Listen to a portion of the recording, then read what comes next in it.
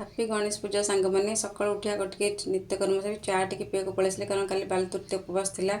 ଆଉ କାଲି ନ ପିଇକିରି ମୁଣ୍ଡ ଫୁଣ୍ଡ ଟିକେ ବିନ୍ଧୁଥିଲା। ମୁଁ କହିଲି ଆଜି ସକାଳୁ ଟିକେ ଚା ଟିକେ ଆଗ ପିଇଦେବା, ତାପରେ ଯାହା କାମ କରିବା।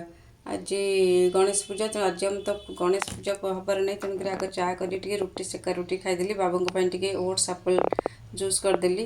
ଆମର ଆଜି ଗୋଟେ ଥିଲା ଖରାବେଳେ ଭୋଜି ଥିଲା, ସେଥିପାଇଁ ଆଜି ରୋଷେଇ ନାହିଁ କିଛି। କ୍ଷୀରବାଲା ଦେଲାରୁ କ୍ଷୀର ଟିକେ ବସେଇଦେଲି, ତାପରେ ଟିକେ ରାତି ପାଇଁ ପରିବାପତ୍ର କାଟିଦେଲି। ସନ୍ତୁଳା ଟିକେ କାଟିଦେଲି, କାରଣ ଖରାବେଳେ ଭୋଜି ଥିଲା। ସନ୍ତୁଳା କାଟିଦେଇ ମୁଁ ଟିକେ ଡ୍ରେସିଂ ପିନ୍ଧିକି ତାପରେ ବାହାରି ପଡ଼ିଲୁ ବାବୁଙ୍କର ମୋର ଭୋଜି ଯିବୁ ବୋଲି। ଆମ ପଡ଼ୋଶୀ ଘର ଜଣଙ୍କର ପୁଅର ଏନଗେଜମେଣ୍ଟ ଥିଲା। ବାଟରେ ଗଲାବେଳେ 2-4ଟା ଟିକେ ଗଣେଶ ମୂର୍ତ୍ତି ସବୁ ଦେଖିକିରି ଯାଇ ପହଞ୍ଚିଲୁ ସେଠି ସେମାନଙ୍କ ସେଠି କଥାବାର୍ତ୍ତା ହେଇକିରି ଯାହା ସବୁ ହେଇଥିଲା ଖାଇବା ପିଇବା କଲୁ। ଷ୍ଟାର୍ଟର ଆଗ ଖାଇଲୁ, ତାପରେ ଟିକେ ଭୋଜିରେ ଯାହା ସବୁ ହେଇଥିଲା ମନ୍ଦିରରେ ହେଇଥିଲା, ଗଡ଼ଗଡ଼ିଆ ମନ୍ଦିରରେ, ସେଠି ସବୁ ଖାଇ ପିଇକି ଦେଖିଲେ ପିଲାମାନେ ସବୁ ଫଟୋ ଉଠାଉଛନ୍ତି। ତାପରେ ଆସି ଘରେ ପହଞ୍ଚିଲି, ଟିକେ ଜଲଜିରା ପିଇଲୁ ପେଟ ହଜମ ହେବା ପାଇଁ। ଆଉ ଭିଡ଼ିଓଟି ଭଲ ଲାଗିଲେ ସବସ୍କ୍ରାଇବ୍ କରିବେ।